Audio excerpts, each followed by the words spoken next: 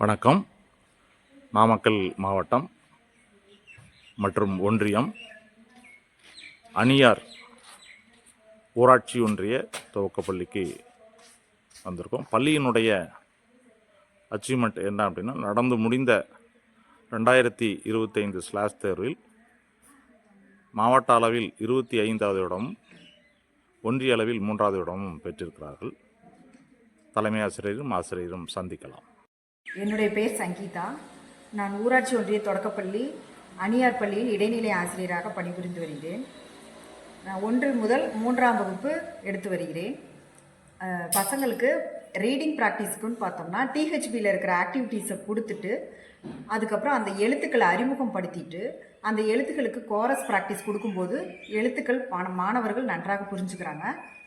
அதே மாதிரியே தமிழ்லையும் டிஹெச்பியில் கொடுத்துருக்குற மாதிரியே ஃபஸ்ட்டு உயிரெழுத்துக்கள், வல்லின மெய்யெழுத்துக்கள், இடையின மெய்யெழுத்துக்கள், மெல்லின இடையெழுத்துக்கள் எல்லாத்தையும் சொல்லிக் கொடுக்கும்போது அவங்க தமிழ் எழுத்துக்களையும் நல்லபடியாக புரிஞ்சுக்கிறாங்க. எழுத்துக்கள் அறிமுகம் நல்லா புரிஞ்சுக்கிட்டாலே அவங்க ரெகுலராக ஒரு வார்த்தை, ஒரு எழுத்து வார்த்தை, 2 எழுத்து வார்த்தைகளை நல்லா சரளமாக படிக்க கற்றுக்குறாங்க. அதே மாதிரியே மேக்ஸில் பார்த்தோம்னா ஸ்டாண்டர்ட் வைஸ் 1ஆம் வகுப்புக்கு 1லேருந்து 9 வரைக்கும் நம்பர்ஸ் அறிமுகப்படுத்திட்டு கூட்டல் கணக்குகள், கழித்தல் கணக்குகளை சொல்லி கொடுத்துட்டு வீட்டுக்கு ஒரு கணக்கு கொடுத்து நாங்கள் ரெகுலராக ப்ராக்டிஸ் கொடுக்குறோம். அதே மாதிரியே 2ஆம் வகுப்புக்கு 99 வரைக்கும் நம்பர்ஸை அறிமுகப்படுத்திட்டு அவங்களுக்கு ரெகுலராக கூட்டல் கழித்தல் கொடுக்குறோம். 3ஆம் வகுப்புக்கு 999 வரைக்கும் கூட்டல் கழித்தல் கணக்குகளை கொடுத்து செய்ய வைக்கிறோம். இது மூலியமாக மாணவர்களுக்கு தமிழ், ஆங்கில எழுத்துக்கள் மட்டும் இல்லாமல் மேக்ஸ்லேயும் எண்களும் கூட்டல் கழித்தல் பேசிக்காக தெரிய வேண்டியது எல்லாமே பசங்க புரிஞ்சுக்கிறாங்க. நன்றிங்க சார். என்னுடைய பேர் சாந்தி. நான் ஊராட்சி ஒன்றிய தொடக்கப்பள்ளி அணியாரில் தலைமை ஆசிரியராக பணியாற்றி வருகிறேன். நான் 4, 5ஆம் வகுப்பு எடுத்துகிட்ருக்கேன். இப்போ மாணவர்களுக்கு 3 வகுப்பு முடிச்சுட்டு 4ஆம் வகுப்பு வரும்போது அவங்க ஓரளவுக்கு படிச்சுட்டு தான் வர்றாங்க.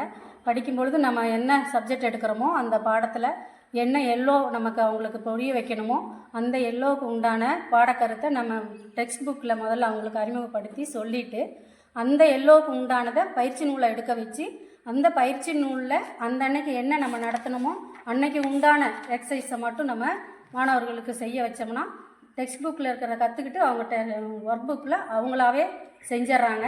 தெரியாத சந்தேகத்தை மட்டும்தான் குழந்தைங்க கேட்குறாங்க. அந்தளவுக்கு ஒர்க் புக் நீட்டாக இருக்குது. அந்த ஒர்க் புக்கில் வெரைட்டியான எக்ஸசைஸ் உள்ள குழந்தைங்களுக்கு செய்கிறதுக்கு ஆர்வம் உள்ளதாக இருக்குது.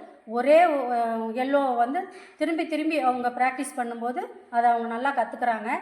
அதை மட்டும் ஒர்க் புக்கில் இந்த கலர் அடிக்கிறது, பிக்சர்ஸ் கட் பண்ணி ஒட்டுறது, பொறுத்துக செய்கிறது, விட்டு போன எழுத்துக்களை பண்ணுறது, இந்த மாதிரி எல்லாம் செய்யும்பொழுது குழந்தைங்க ஆர்வமாக செஞ்சிட்ருக்காங்க. அது மட்டும் இல்லாமல் இந்த சில ப்ராஜெக்ட்லாம் வீட்டுக்கு கொடுத்துட்டு செய்வோம். அதெல்லாம் குழந்தைங்க ரொம்பவே விரும்பி செய்கிறாங்க. இந்த விதைகள் ஒட்டுறது, படங்கள் கட் பண்ணி ஒட்டுறதெல்லாம் ரொம்ப ஆர்வமாக செய்கிறாங்க. அந்தந்த பாடத்துக்கு உண்டான செயல்பாடுகளை நாங்கள் பேப்பரில் செஞ்சுட்டு வர சொல்லி கம்பி பந்தல்லையும் டிஸ்பிளே பண்ணுறோம். அதெல்லாம் பிள்ளைங்க போட்டி போட்டுக்கிட்டு செஞ்சிட்ருக்காங்க. இந்த மூலம் அவங்க என்ன எல்வோ அடையணும்னு நினைக்கிறோமோ நம்ம அதை குழந்தைங்க அடைஞ்சிட்றாங்க. இது மட்டும் இல்லாமல் குழந்தைங்களுக்கு தமிழ், ஆங்கிலம், கணக்கில் ரீடிங் ப்ராக்டிஸ் கணக்கு கற்றுக்கிறதுக்கு டெய்லி குழந்தைங்க ஒரு அரை மணி நேரமாவது வீட்டில் படிக்கணுங்கிற கான்செப்டுக்காக அவங்களுக்கு தமிழ், ஆங்கிலம் வாசிச்சுட்டு அவங்க பேரண்ட்டிட்ட கையெழுத்து வாங்கிட்டு வர சொல்கிறோம். அதையும் குழந்தைங்க செஞ்சுட்டு வர்றாங்க. திருப்பி நம்மக்கிட்டையும் அதை படித்து காமிக்கும் பொழுது அவங்க முன்னாடி படித்து காமிச்சிட்றாங்க. அதனால் அவங்களுக்கு தினம் படிக்கிற பழக்கமும் வந்துடுது. அது மட்டும் இல்லாமல் நாங்கள் டெய்லி குழந்தைங்களுக்கு ஹோம்ஒர்க் தமிழ், ஆங்கிலம் எழுதுறதோடு இல்லாமல் மேக்ஸில் டெய்லி ஒரு கணக்கு கூட்டல், கழித்தல், பெருக்கல், வகுத்தல் டெய்லி கொடுத்து அனுப்புகிறோம். அதை டெய்லி திருத்தி அவங்களுக்கு யார் தப்பு என்ன தப்பு பண்ணியிருக்காங்கங்கிறத அவங்களுக்கு பக்கத்தில் நிற்க வச்சு சொல்லும் பொழுது அவங்க கற்றுக்கிறதுக்கு வாய்ப்பாக இருக்குது. அப்போ மதிய நேரத்தில் மதிய செயல்பாடோட கூட கோரஸ் ரீடிங் குழந்தைங்களோட எல்லாத்தையும் உட்கார வச்சு கோரஸாக படிக்கும் பொழுது குழந்தைங்க நம்ம என்ன செயல்பாடு கொடுக்குறோமோ அதை செய்கிறதுக்கு சிறப்பாக செய்கிறாங்க. நல்லாயிருக்கு. ஒர்க் புக் குழந்தைங்க நல்லாவே விரும்பி செய்கிறாங்க. இதே மெத்தடில் பண்ணாங்கன்னா அவங்க ஸ்லாஸுக்கு இது நல்ல உதவியாக இருக்கும். அதே மாதிரி நாங்கள் குழந்தைங்க படிக்கணும், நல்லா ரீடிங் ப்ராக்டிஸில் பயிற்சி கிடைக்கணுங்கிறதுக்காக டெய்லியும் ஆங்கிலமும் தமிழும் ஒவ்வொரு பேராகிராஃபாவது வீட்டில் போய் பேரண்ட்டு முன்னாடி படித்து காமிக்கணும். படித்து காமிச்சிட்டு எந்த பேராகிராஃப் படித்தாங்களோ அதில் வந்து கீழே பேரண்ட்கிட்ட சைன் வாங்கிட்டு வரணும். அந்த பேராகிராஃபை திருப்பி எங்ககிட்ட அடுத்த நாள் வந்து காலையில் படித்து காமிச்சிட்டு நாங்களும் சைன் பண்ணுவோம். படித்த பிள்ளைங்களை படிக்க வச்சுட்டு அப்போ வரும்போது பிள்ளைங்க வந்து காலையில் உள்ளே நுழைஞ்ச உடனேவே நான் படிக்கிறேன்னு புக் எடுத்துகிட்டு இன்ட்ரெஸ்ட்டாக வர்றாங்க. இங்கே பாருங்கள், இந்த மாதிரி புக்கில் பேரண்ட்டும் சைன் பண்ணியிருக்காங்க, நாங்களும் சைன் பண்ணியிருக்கோம்.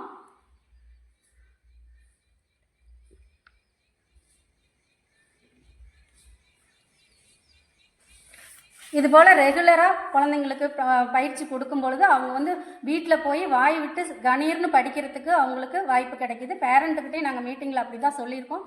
சத்தம் போட்டு தப்பாக படித்தாலும் சரி, ரைட்டாக படித்தாலும் சரி, சத்தமாக படிக்க சொல்லுங்கள், சத்தமாக வாசித்தாதான் நீங்கள் சைன் போடணும்னு சொல்லியிருக்கிறோம்.